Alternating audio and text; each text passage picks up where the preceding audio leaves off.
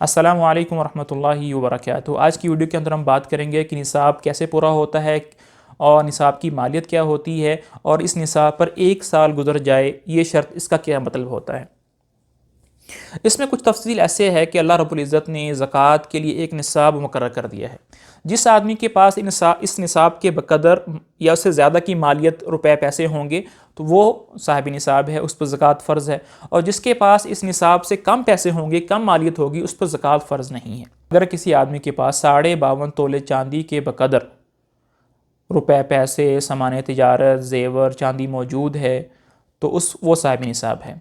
बाज़ार में जाकर हम 52.5 तोले चांदी की कीमत मालूम कर लें, मिसाल के तौर पर वो 50,000 है, तो फिर मैं देखूंगा कि मेरे पास असासे कितने हैं, सामान तिजारत कितना है और रुपए पैसे कितने हैं। इन सब को मिलाकर अगर मेरे पास 50,000 से ज़्यादा का माल है तो मैं साहिब निसाब हूँ, और अगर 50,000 से कम का माल है तो मैं साहिब निसाब नहीं हूँ।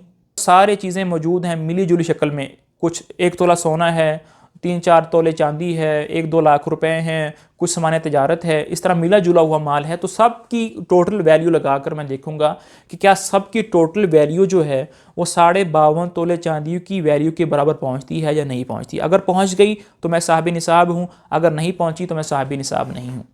अब जब मैं साहिब निसाब बन गया तो फ़ौरन ही मुझे ज़कात अदा नहीं करनी, बल्कि इस निसाब को 1 साल होने देना है और अगले साल जाकर मुझे उसी तारीख पर ज़कात देनी है जिस तारीख पर इस साल में साहिब निसाब बना हूँ। मिसाल के तौर पर इस साल यकम रमज़ान को मेरे पास 1 लाख रुपए आ गए, इसका मतलब हुआ कि मैं साहिब निसाब बन गया।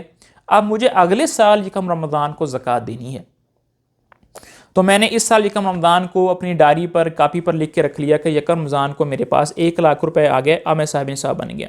अब मैंने कोई हिसाब किताब नहीं करना, सारा साल छोड़ देना है।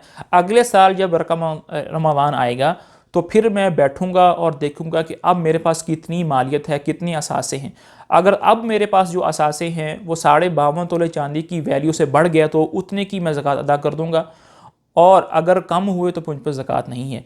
इस रमज़ान से इस रमज़ान तक जो आप बीच के अंदर जो मैंने खाया पिया है, पैसे आए भी होंगे गए भी होंगे, कि मैंने कमाई भी की होगी, उसका हिसाब किताब मुझे नहीं करना। एक दफ़ा शुरू में करना है जब मैं साहिब निसाब बना, और दूसरी मरतबा तब करना है जब मैंने ज़कात अदा करने की मेरी तारीख़ है। दूसरी शर्त निसाब पर यह है कि इस निसाब पर 1 साल पूरा हो जाए। यहाँ पर बहुत सारे लोग जो हैं वो एक गलत फहमी का शिकार हो जाते हैं। वो कहते हैं, वो समझते हैं कि एक एक रुपए पर मुस्तकिल साल का गुजरना ज़रूरी है। ऐसी नहीं है।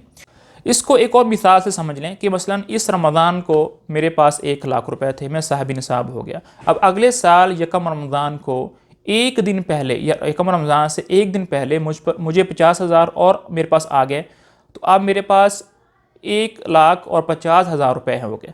तो अब मुझे 1.5 लाख की ज़कात अदा करनी है। और ये नहीं कहा जाएगा कि ये जो 50,000 हैं ये तो मेरे पास एक दिन पहले आए हैं, इस पर तो साल गुजरा नहीं, तो ऐसा नहीं कहा जाएगा, बल्कि मुझे 1.5 लाख पर ज़कात अदा करनी है। और इसके बरअक्स मेरे पास 1.5 लाख रुपए इस रमज़ान को थे, मैं ज़कात का अहल हो गया, साहिब निसाब बन गया। अगले साल यकम रमज़ान से एक दिन पहले 50,000 रुपये मुझे खर्च करने पड़ गए और बाकी मेरे पास 1 लाख रुपए रह गए। तो अब मैं 1 लाख की ज़कात अदा करूँगा, 1.5 लाख की ज़कात अदा नहीं करूँगा। ये नहीं कहूँगा ये जो 50,000 मैंने एक दिन पहले खर्च कर दिए, इस पर तो पूरा साल तकरीबन गुजर चुका था, तो इसको भी शामिल करना है, ऐसा नहीं है। तो ये मतलब है 1 साल की गुजर जाने का। उम्मीद है कि ये बात मैं आपको समझा पाया हूँगा। किन किन अमवाल पर ज़कात देनी है। सोने पर ज़कात देनी है, चांदी पर ज़कात देनी है, रुपए पैसों पर ज़कात देनी है, चाहे वो किसी भी शक्ल में हो, और सामान तिजारत पर ज़कात देनी है। सामान तिजारत की कीमत का तयन हम कैसे करें। मिसाल के तौर पर मैंने कुछ सामान ख़रीदा हुआ है तिजारत के लिए, कपड़ा ख़रीदा हुआ है, जूते ख़रीदे हुए हैं, गाड़ियाँ ख़रीदी हुई हैं, ये मेरा सामान तिजारत है, इसको बेचकर मैं नफ़ा कमाऊँगा। तो मैं ये कहूँगा कि अगर ये सारे का सारा कपड़ा जो मैंने ख़रीदा हुआ है, अगर इसको मैं इकट्ठे बेचूँ, एक ही दफ़ा में बेचूँ, तो मुझे कितने पैसे मिलेंगे, तो जितने मुझे पैसे मिलेंगे वो इनकी तयन है, तो उसके एतबार से मैं ज़कात अदा कर दूँगा। बहुत सारे लोग ये पूछते हैं कि किस दिन की मालियत जो है वो मोतबर होगी। मिसाल के तौर पर इस रमज़ान को मैंने एक प्लाट ख़रीदा जिसकी कीमत 1 करोड़ रुपये थी। अब इसकी जो ज़कात है वो मैंने अगले साल रमज़ान में जाकर देनी है, लेकिन अगले साल रमज़ान में इसकी जो कीमत थी वो 1.5 करोड़ हो गई।